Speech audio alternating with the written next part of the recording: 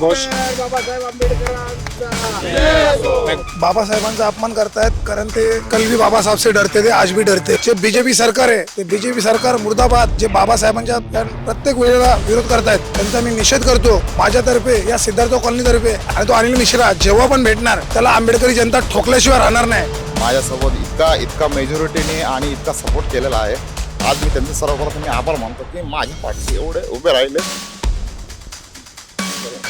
आज बाबासाहेबांच्या कृपेने आज संपूर्ण सिद्धार्थ कॉलनीमधले सर्व तरुण हे माझ्या पाठीशी खंबीरपणे उभे आहे आणि मी त्यांच्या ज्यावेळेस मी निवडून येणार त्यांचे प्रत्येक कामं जे काही अडचणी असतील त्यांच्या मागे खंबीरपणे मी उभा राहीन। नमस्कार, मी संकेत आणि आपण पाहत आहात मुंबई आउटलुक। मुंबई महानगरपालिकेची निवडणूक अधिकृतरित्या सुरू झालेली आहे, प्रचाराला सुरुवात झालेली आहे। काल महायुतीकडून मुंबईतल्या निवडणुकीच्या प्रचाराचा नारळ फोडण्यात आलेला आहे। दुसऱ्या बाजूला ठाकरे बंधू आहेत, त्यांच्या देखील आता प्रचारसभा मुंबईमध्ये सुरू होणार आहेत। अशातच काँग्रेससोबत वंचित बहुजन आघाडीची एक युती झालेली आहे। ही युती ह्यासाठी चर्चेत आहे कारण गेल्या 2.5 दशकांमध्ये म्हणजे जवळपास 25 वर्षांमध्ये ही युती झालेली नव्हती। गेल्या लोकसभा आणि विधानसभेच्या निवडणुकीच्या काळामध्ये प्रकाश आंबेडकर आणि काँग्रेसने एकत्र येण्याचा प्रयत्न केला होता, परंतु ती चर्चा तिथे विफल ठरली होती। मात्र मुंबई महानगरपालिकेच्या निवडणुकीमध्ये ही आता युती झालेली आहे आणि त्यामुळे यावरती आता चर्चा होताना दिसते।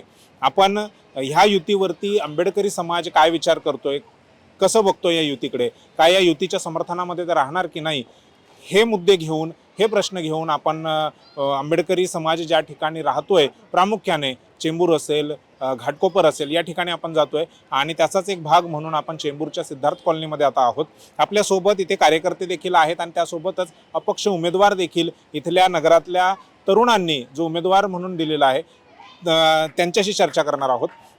आणि दुसरा महत्त्वाचा मुद्दा म्हणजे मध्य प्रदेशच्या इंदोरमध्ये बाबासाहेब डॉक्टर आंबेडकरांच्या पोस्टर जे आहे ते फाडण्यात आलं होतं। बीजेपीच्या माध्यमातून किंवा ब्राह्मणवादी लोक जे आहेत ते सातत्याने बाबासाहेब डॉक्टर आंबेडकरांचा सातत्याने अपमान करतात। म्हणजे ते जिवंत होते त्यावेळी देखील त्यांचा अपमान झालेला आहे आणि आता देखील त्यांना महापरिनिर्वाण झाल्यानंतर इतकी वर्ष झालेली आहेत तरी देखील बाबासाहेबांचा अपमानच होतो। हे का होतंय, का बाबासाहेबांना एवढे ते ब्राह्मणवादी लोक घाबरत आहेत, या देखील विषयावर चर्चा करणार आहोत। काय नाव सर आपलं? विशाल सुभाष पवार। राहायला इथेच आपण? हो, सिद्धार्थ कॉलनीमध्येच।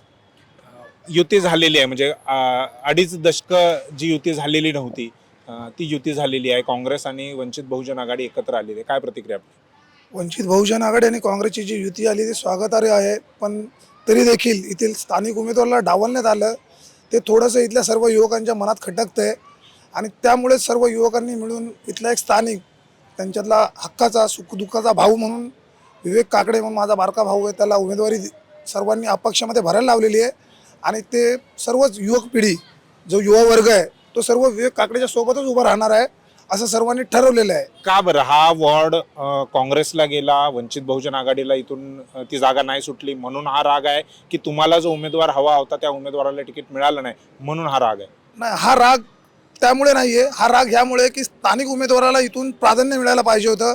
स्थानिक काही जण इच्छुक होते आणि त्यांनी कंटिन्यू ज्यांचं समाजकार्य चालू आहे, सर्व मित्रमंडळीमध्ये वावरणारे, प्रत्येकाच्या सुखदुःखाला धावणार आहेत, त्यांना ती सीट नाही सुटली। ही कुठे ना कुठे सर्व जेवढी युवा पिढी होती जे आता यंग जनरेशन आहे त्यांना कुठेतरी खटकलं, त्यामुळे त्यांनी अपक्ष म्हणून नाही का त्यांच्या एका उमेदवाराला उभा केला आहे आणि सर्वजण त्यासोबतच ठाम उभे आहेत। आणि आजूबाजूला जे गर्दी उभी आहे ही बघूनच तुम्हाला कळत असेल की सर्वजण त्याच्या सपोर्टला उभेच आहेत आणि कायम राहतील। म्हणजे 2.5 दशकापासून जे प्रयत्न चालू होते किंवा जे झालं नाही ते आता झालं आणि त्यातही मग खुश होण्याऐवजी अशा पद्धतीची नाराजगी किंवा हे कशामुळे का होतं असं? ही नाराजगी होती फक्त की स्थानिक जो सिद्धार्थ कॉलनीमधला स्थानिक रहिवासी आहे ज्याला या समस्यांची जाण आहे, सिद्धार्थ कॉलनीमध्ये कुठले का त्रास आहेत, ड्रेनेजची आहे, पाण्याची आहे, शौचालय आहेत, जे तुंबणारं पाणी आहे, ही गार्डनची दुरावस्था आहे, हे बाहेरच्या कॅन्डिडेटला काहीच माहिती नसणार आहे, ही इथल्या स्थानिक माणसालाच माहिती असणार आहे। त्या स्थानिक माणसाला डावलून दुसरा कॅन्डिडेट आला आहे तर तो पूर्णपणे या समस्यांचं निवारण करू शकतो की नाही ही प्रत्येकाला शंका वाटली। ही शंका वाटल्यामुळे प्रत्येकाने ठरवलं की कोणतरी आपला स्थानिकच पाहिजे, भूमिपुत्र की ज्याला या समस्येची जाण आहे, ज्याचा या कॉलनीमध्ये जन्म झाला आहे, जो या नाही का समस्यांमध्ये वावरलेला आहे। तर त्यामुळे सर्वांनी ठरवलं आणि त्याला उमेदवारी पक्षातून उमेदवार नाही भेटली म्हणून अपक्ष म्हणून त्याला डिक्लेअर केलं आहे आणि सर्व युवा पिढी त्यासोबतच उभी आहे. यानंतर जो काही सपोर्ट असेल तो युवा पिढीचा त्यालाच असणार आहे. ज्या उमेदवारांची ही गोष्ट करतायत ते उमेदवार देखील आपल्या सोबत आहेत. काय नाव आपलं? विवेक विलास काकडे. उमेदवारी तुम्हाला आता तरुणांनी किंवा नगरातील तरुणांनी दिलेली आहे, काय प्रतिक्रिया आपली?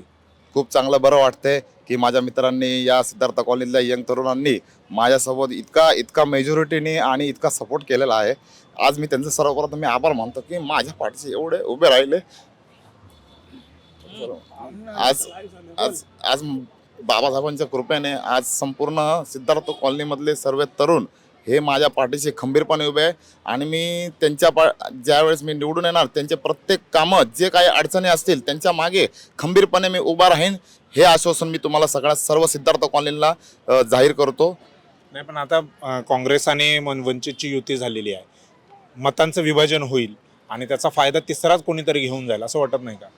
हां, असं तर वाटतं, पण देखील संपूर्ण सिद्धार्थ कॉलनीचा आपल्याला सपोर्ट आहे.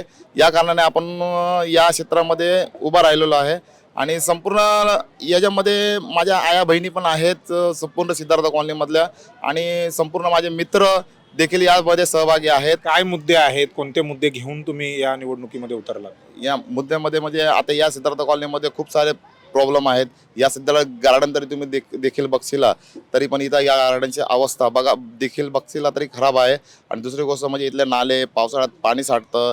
या देखील ज्या प्रकारे सिद्धार्थ कॉलनीमध्ये संपूर्ण जे काही प्रॉब्लेम आहेत त्या प्रॉब्लेममध्ये मी संपूर्ण साथ देईन आणि त्या प्रॉब्लेमांना सोडून टाकेल यासाठी मी या मैदानात उतरलेलो आहे.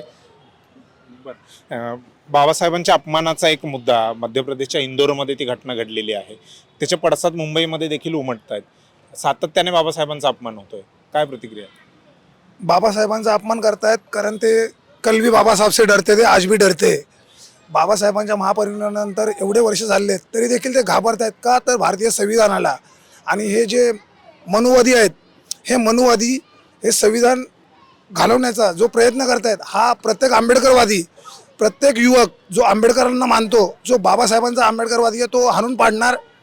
कोणी असो, जे BJP सरकार आहे ते BJP सरकार मुर्दाबाद. जे बाबासाहेबांच्या प्रत्येक वेळेला विरोध करतायत त्यांचा मी निषेध करतो माझ्यातर्फे, या सिद्धार्थ कॉलनीतर्फे आणि जेवढे मला चाहणारे युवक आहेत, माझे मित्रमंडळी आहेत, या सर्वांतर्फे मी त्याचा निषेध करतोय. आणि तो अनिल मिश्रा जेव्हा पण भेटणार त्याला आंबेडकरी जनता ठोकल्याशिवाय राहणार नाही. बाबासाहेब आंबेडकरांचा बाबासाहेब आंबेडकरांचा नाही, घोषणा वगैरे ते ठीक आहे, परंतु युती झाली होती त्याच्यातून तुम्ही नगरातूनच एक वेगळा अपक्ष उमेदवार दिलाय. आता त्या युतीचं नुकसान होईल. 2017 पासून पाहतोय, 2017च्या अगोदरही पाहतोय. आमच्या इथे सिद्धार्थ कॉलनीमध्ये अगोदर 97 मध्ये एक आम्ही ठरवलेला नगरसेवक म्हणजे राजू गांगुर्डे यांनाही आम्ही निवडून दिलं होतं सिद्धार्थ कॉलनीने, पण आमचा काहीच फायदा नाही झाला. त्याच्यामध्ये कोणत्या पक्षाचे होते ते? RPIची होती, रिपब्लिकन पार्टी ऑफ इंडिया, ते शॉर्ट फॉर्ममध्ये RPI. पण आम्हाला फायदाच नाही ना. आज तरुण पिढी वाया झाली. बघा ना काय तुम्ही पाहत असाल, तुम्ही तर रिपोर्टर आहे. मला एकच बोलायचं, आज जर विवेक काकडे आहे, मला कोणाची युती नको, मला कोणाचं काय पाहिजे नाही, मला काय नाही. सगळे आश्वासन देतात, 5 वर्ष गायब होतात. हे 9 वर्षांनी झाले. आज 9 वर्षांनी झाले ना.